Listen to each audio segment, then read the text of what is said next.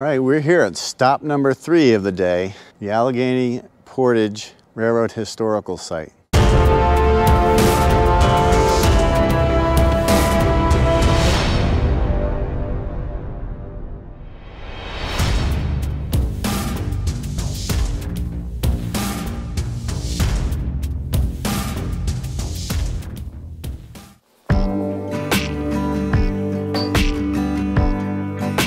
All right, we're here at site number 3 on day 5, the Allegheny Portage Historical Site.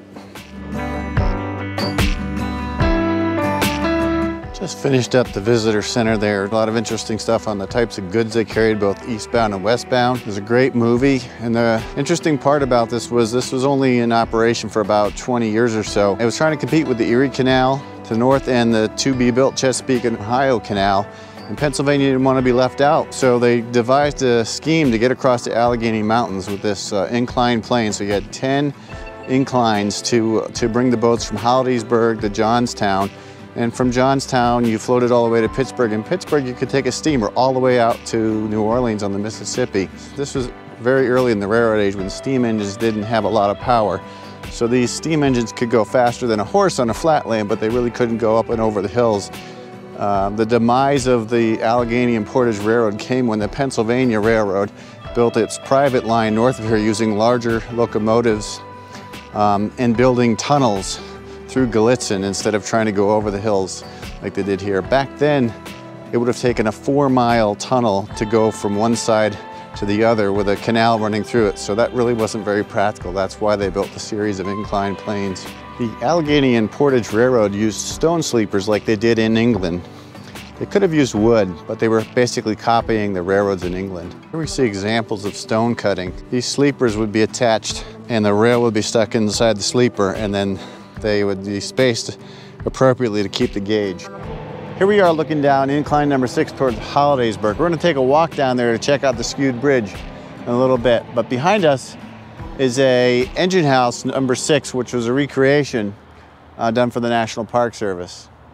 This short stretch of inclined plane shows how wooden sleepers were used here with strap iron on top for the cars. There were 2 tracks that allowed them to have counterbalanced weight loads. In front of us is the recreation of a engine house, and these aren't engine houses where they park trains. These are engine houses where stationary steam boilers were located to pull rail cars up the inclines. We're inside the engine house now, and you can see some of the original stone foundations, the pulley system down below us, and some remnants of the devices that pulled. Here, in this case, we're showing rope, but this was eventually changed to braided steel, which was much stronger and more reliable. Once the heavy canal bolts were pulled up the incline by the stationary steam boilers contained in this engine house, this flat stretch here, which is where the rails are on the stone sleepers, is where locomotives would carry the passenger trains and boats on special cars between this and the next incline. After incline number 6 was the summit of the Allegheny Portage Railroad. Looking this way, east towards Hollidaysburgh, you had 6 inclines, and it was the steeper side to ascend. Looking back this way, you went towards Johnstown, and you had 4 inclines. This is the 8th video in my 2021 road trip finale. If you're interested in seeing more from the trip, check out the playlist above or at the end of this video. Samuel Lemon and his wife Jean moved to this mountain in 1826 and built a log tavern not far from here. As many as 50 Conestoga wagons a night camped in Lehman's first tavern on the old turnpike that crossed this gap. 5 years later, in 1831, after learning the Allegheny Portage Railroad would cross the summit here, he built this impressive sandstone building. This trail is part of a longer trail called the 6 to 10 trail, which takes you from incline number 6 to incline number 10. Basically covers the entire distance from the summit to Hollidaysburgh. There's a monument here by the highway, and then right here is the bridge itself. The skewed arch bridge here was built in 1834 and used till 1854. The bridge was built at right angles to the railroad, then it would have been difficult for wagons to traverse, so it was built on a skew. It lasted 20 years with the Portage Railroad. Today, old Route 22 bends to accommodate this bridge. You can park here off of Route 22 and walk down to check out this site.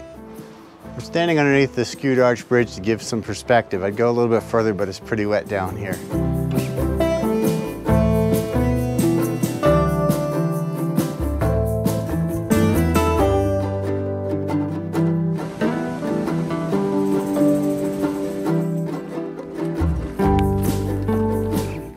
Currently walking on a flat stretch that would have been double tracked and pulled by locomotives. And just above us on the right is a rail trail.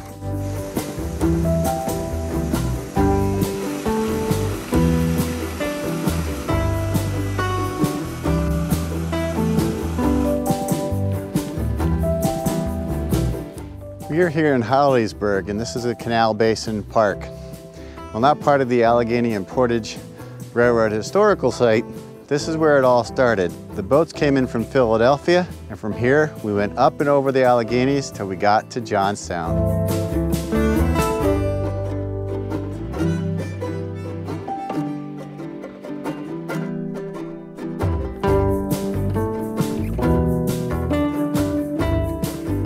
Completed in 1834, the Pennsylvania Mainline Canal extended for nearly 400 miles from Philadelphia to Pittsburgh. On this site, passengers and freight were transferred from the canal to the Allegheny Portage Railroad, which crossed over the mountains to Johnstown. Hollidaysburgh Canal Basin was actually a complex system of basins where wharves, railroad tracks, and inclines. Although the railroad only operated until 1857, the canal operated until 1872.